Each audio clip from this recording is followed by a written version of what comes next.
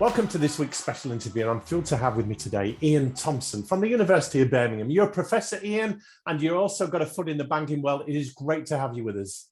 Thank you. It's good to be here. Ian, for people that haven't come across you, we'll put your bio in the show notes here, but just tell us very briefly the world that you live in. So right now I'm a sort of like almost like a full-time research academic, looking at trying to develop better understanding and new ways that businesses can begin to transform, so they can actually future-proof themselves and optimize their value creating potential in the changing kind of scenario that we've got just now, with the many different kind of pressures which are coming from environmental pressures, social pressures, and economic pressures, and in some ways it's about kind of building resilience for things which come from nowhere. You know, who would have thought last year we would be sitting kind of looking at supply chains in the context of a potential European war setting. So it's very much about, I'm very interested in risk and evidence and decision making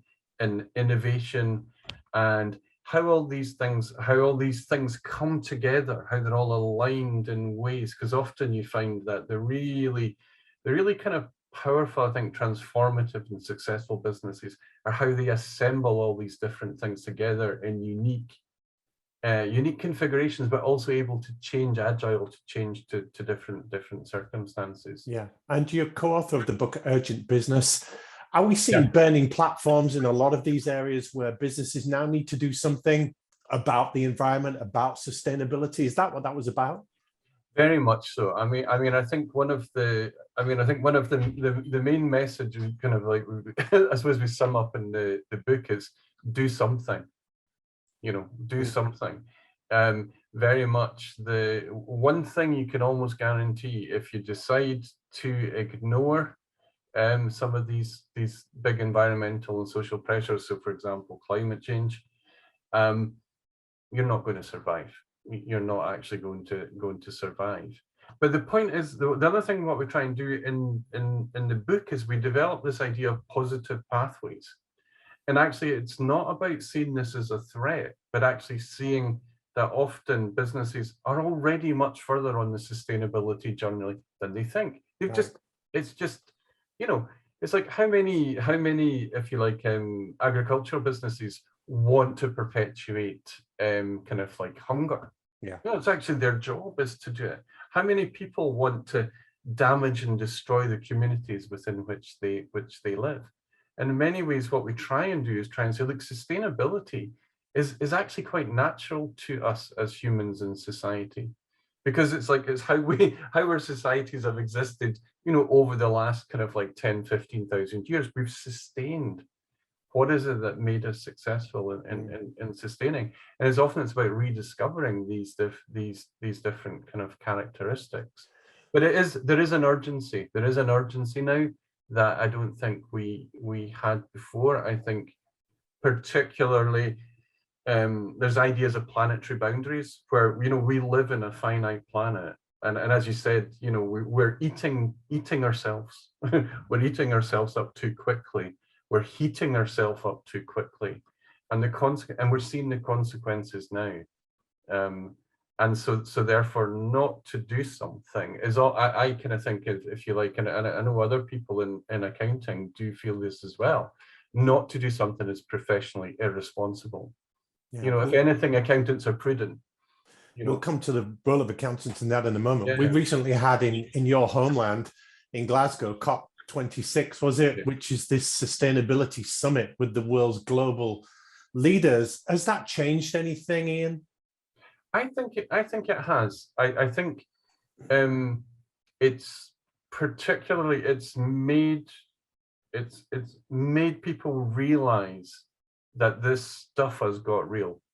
You know, and I think it's often, you know, that a lot of this thing started back in Rio. So Rio 1992, the Rio Declaration. But kind of Rio is like it's miles away from people, and it's, you know, it's a great place. It's well worth visiting if you've got the the air miles and the climate change to go there. One of the really important things exciting things about COP was how it actually pulled people together, got them in the same space. Yeah. They were rubbing up each other. People were seeing new ideas, innovation, technologies. They were riding on a hydrogen train. So it's no longer kind of sci-fi stuff. You know, you get a shot to go back and forward. And there was a real energy and a sense of, we can start to do this. It's not going to be easy, but we can actually start to do this. So in terms of actions, Ian, our accounting listeners tuning in, what can they do to be more sustainable and help the businesses and individuals they serve be more sustainable? Well, it's a very good question, and there's long answers and there's short answers, because sustainability is rather, in some ways, a rather complex system. I think the key thing is not to think of it as becoming necessarily more sustainable. More environmentally friendly then, or? Yeah, but it's to actually think about the actual decisions. So actually take it down to anytime you've got a choice to make within a business, to actually to think about what's the most sustainable issue. So, I mean, it's say, for example, climate change. We could say, okay, how can we work out the carbon footprint of our business? That's an interesting question. But to me, if you want to improve things, you want to reduce your carbon emissions. And what you want to do is say, well, what is it that we can do to reduce our carbon emissions? And actually start to ask questions. And so you sort of say, okay, well, we're moving stuff around the globe. We've got our products. We're moving it from one place to another. How do we do that? And what's the likely climate impact? Do we do it by marine shipping? Do we do it by helicopter? Do we do it, you know, do we kind of shift? Why should accountants help their business clients, though, in this regard? Because the clients will be saying, well, does it add to our revenues? Does it help our bottom line? These are the kind of conversations that happen. Yeah, I often start this by saying, you know, like businesses are actually weak and fragile kind of institutions, and society and environment gets rid of them, you know, kind of like kills them off when they're not fit for purpose. And I think that often people running businesses are not aware of all of the risks to the organizations. They're certainly not always aware of the costs. They often trapped into the thinking that what it's costing us today will be the same for the next few years. Whereas I think accountants have the ability to look at these factors and to plan ahead and to financially model these things and actually look at them. And again, it's like, you know, you talk about things like climate change. You've just got to run some different scenarios on the fossil fuel cost, the cost of petrol, the cost of gas, the cost of kind of power from different things. Run them through some of your spreadsheets and then start to see the extent to which these things start to challenge your business model. And if you're dependent upon, and what you've got to also look at, I think, is to say, as a business, what are we dependent on? Who else are we dependent on to deliver the things that we need? Yes. And what are the different scenarios that are actually there? If you're in, you know, kind of clothing, you're kind of like dependent upon potentially fast fashion, which has got a kind of major problem with, for example, modern slavery, forced labor, environmental kind of practices. How likely is your business to continue to depend on those kind of raw materials, those products being provided at virtually kind of really, really low prices? Can you survive it? Is this the same as ESG, the environmental social governance agenda, Ian? It's related. It's related. I see the ESG as a way in which people are trying to make translate sustainability into business context. Okay. A few of them. Because it is about managing risk, isn't it? And those non-material resources and growth opportunities. It absolutely should be. It absolutely should be. And it's like, it's very much about trying to get a a multi-dimensional account of what the business does. So rather than just looking at the financial account, which is, you know, just one dimension of a business's performance, is to look at its performance against a range of different kind of like characteristics. That's part of the problem, though, isn't it? It's the reporting of ESG. It's such a woolly subject for many people. It's a bit vague. It's a bit fluffy. It's getting the hard facts on it. There is a mixture of the two of them. I mean, I think it's pretty flawed just now, because I think that ESG has evolved from voluntary disclosures, and it's very fuzzy. So companies just choose to disclose what they kind of information, they choose how to calculate, how to measure things. And for me, one of the problems is that ESG has evolved from these different voluntary initiatives, and it's now this kind of many-headed monster. When you look at some of these kind of, you know, 300 questionnaires that businesses have to fill in and put the data in and then translate it into some form of accounting, it really has lost its root in what it's actually trying to achieve. And there's been a little bit competitive pressure. Everyone's trying to create their best, you know, sort of like ESG score, their metrics, their data to actually to do things. And they're competing against each other, which really muddies the water, which means that even when you do get numbers, you often find it very difficult to interpret the numbers or to compare it with different numbers as it goes along. Yeah. In the business circles, we've all heard the Peter Drucker quote of what gets measured gets managed. It's a famous one. Is that very much a case with ESG and sustainability? It very much is, and I mean, I think the rest of the quote, I think, is really telling, because share it with us, Ian. So what it basically says, and I can't always remember this off my head, but what gets measured gets managed, even if it's pointless to do so. Yes. And if by kind of like managing in that way, you actually harm the business. Yeah. And I think it's a really most people think, oh well, that means we should actually measure things, whereas actually what it's saying is, no, you have to be really careful about what you measure. You have to think about what you measure. Well, some things you want to manage, you can't measure easily, can you? I think that's a point. That's a point we try and make in the book, is that when you can measure something really accurately, you often don't need to manage it. You need to administer it. You can easily control it. You can set up automatic ways of things. If you think, I was kind of like, you know, sort of talking to students and business people, if you imagine you could actually create, based on your accounting numbers, a kind of system, and then walk away from it and then let it manage itself, like it might be labor time, it might be labor efficiency, without any human intervention, that's actually good. The point is, as I mentioned before, businesses, it's about orchestrating, assembling, aligning different things. And okay, you might have one good measure, but it's almost like about how you combine these different things together, because they all have knock-on consequences that, you know, if you know, I remember a really kind of great example of working at it. It was a kind of a cheese factory making frozen mozzarella for pizza. And one of their engineers managed to kind of develop this way that which saved something like about half a pence on a bag for a 2 kilo bag of cheese, and was really proud of themselves. However, what happened? It had a treble bus tray, and this cheese was selling for about £2,000 a ton.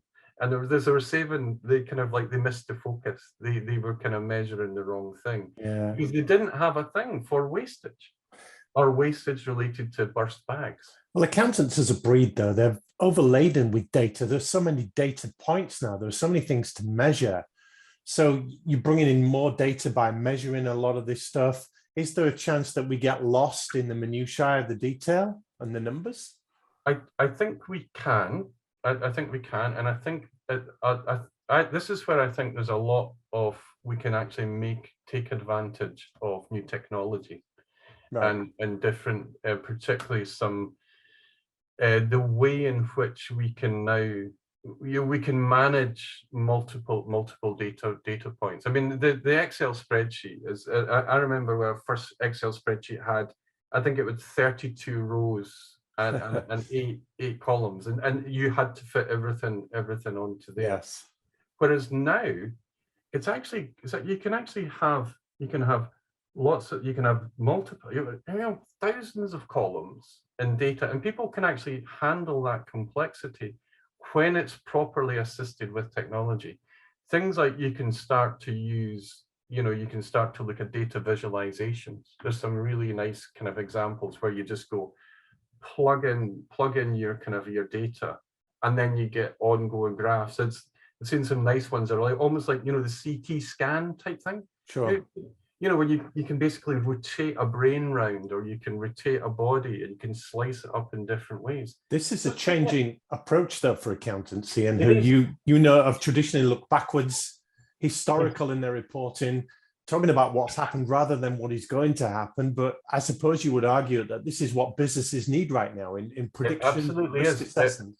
It absolutely is. Who else in the organization is doing that type of kind of forward looking, Yes. Not just in an imagining. I don't want, sorry, apologies to any market people, imagining kind of new products, but actually taking what's the consequences of the decisions and how we're running forward, and how we can actually start to use stuff like AI or machine-based learning or pattern recognition, which are now they're open sourced. If you want to kind of to analyze something, you just or just kind of walk into the nearest university or school, or scratch surface and ask for some help, and they can now start to do multiple scenarios of it, where you can actually look at the data, run it through 5 or 6 scenarios, and identify the pattern of behavior that's actually needed. Mm. We've got the capacity. We really need, accounting has developed quite a lot in its use of IT. In fact, it's one of the first applications of it. We now need to embrace it. I mean, there's data everywhere. I mean, there's absolutely data everywhere. Sure. Should we choose to ignore it in accounting because it gets a bit complicated, because it doesn't fit in how you were taught to do a budget at university? In my case, in 1981, we need to invest. You need to invest in these technologies, invest in these different ideas. So we'll put your contact details in the show notes, seeing that people want to contact you can do so through them. What advice would you give to clients as we draw things to a close? The clients of accounting firms for whom these issues are more important to them than the accountants. So they want their advisors to step up, to do something, to give them better data so they can make better decisions going forward. I think they need to be able to ask the right questions and better questions. Okay, for example? So for example, what is our climate risk exposure, and what's the cost of different energy procurement strategies? That would make an accountant sit up and take notice that they need to get some data. Well, the point is that they'll be asked to do that. With I suspect in about 5 years' time it'll become mandatory. And they want to get ahead of the game. What else can they ask these business clients of their accountants, Ian? Well, they can. I think they can look for vulnerability and risks, financial vulnerability and financial risks. I think that particularly we did a small piece of research which we looked at the main constraints of a set of industries, like what were the kind of the planetary boundaries that would affect a particular sector. So if it's water and water related businesses, right? And then we looked at the accounts and the material kind of like risks that they were disclosing, and we found that very rarely was it actually identified. Mm. And it's because the accountants were following reporting guidance to come up with this, whereas what you maybe should have got was the production engineer to come up and say, for us, this is the critical limiting factor. What would we do? What would be the consequences if we couldn't get this? So it's looking, sort of like it is looking at the things right now which are constraining businesses, and looking at different scenarios. very Another good. thing is, you go, how confident are you in your financial projections? Yes, that's a good one for accountants. That would make them a little bit edgy. Yeah. And in this VUCA world that we live in, volatility, uncertainty, complexity, ambiguity, you'll be very well aware of that phrase. Accountants definitely need to be that lighthouse in the fog or the darkness of shining a light to say, this is the way, walk in it, and here's the data to back up that. Yes, I can't agree more, because they really need to do that. They also need to, I think, to develop skills about working out where the data is and trying to be quite innovative in some of these different things. I mean, you sort of my son's doing an internship in the UN, looking at you know, kind of forestry and stuff like that, and he was telling me that there's companies now who are actually, you don't need to worry about forestry management or impact and stuff like that, because you can actually get real-time sort of scans of ecosystems, of emissions, of kind of pollutions from satellite data. Wow. That you can actually just press a button and you can actually kind of download onto your system. Amazing. But the thing is, if you're not doing it, somebody else is. Yeah. That's the thing. So it's like you know, particularly looking at this open data, you know, kind of interoperable data that you can actually include, because many of the things that previously as accountants we thought we couldn't do, so working out impact modeling, things like what's the impact of sea level rises, for example. These are just a click away now that you can actually integrate. If you've got, and as you said, it's like the Lighthouse, you look in, but you know where to look and you know what data's available. Yeah. And often it's free. And the other thing is, an awful lot of people are paying a lot of money for data that's free because they think it's they think it isn't. You know? Yeah, that's a good point. And just in closing then, Ian, what advice would you give to the accountants listening that know this is important?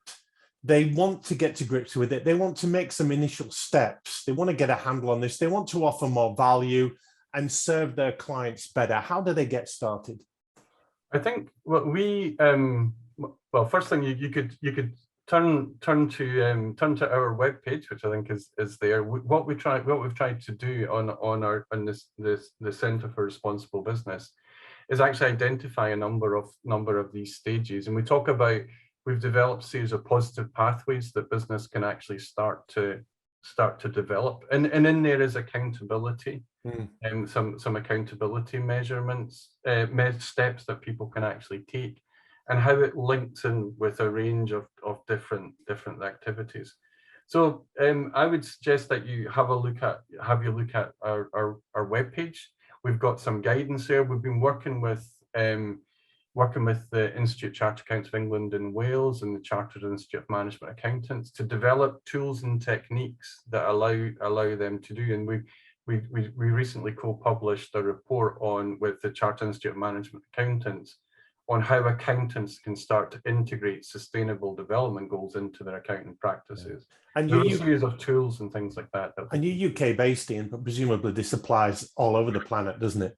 Oh, absolutely. I mean, I think the thing with the Chartered Institute of Management, they're a global, they're I think the biggest. Well, I could get around from this. I think they're the biggest because they're linked with the AICPA. Of course, they're a global institution, so they've got a massive footprint.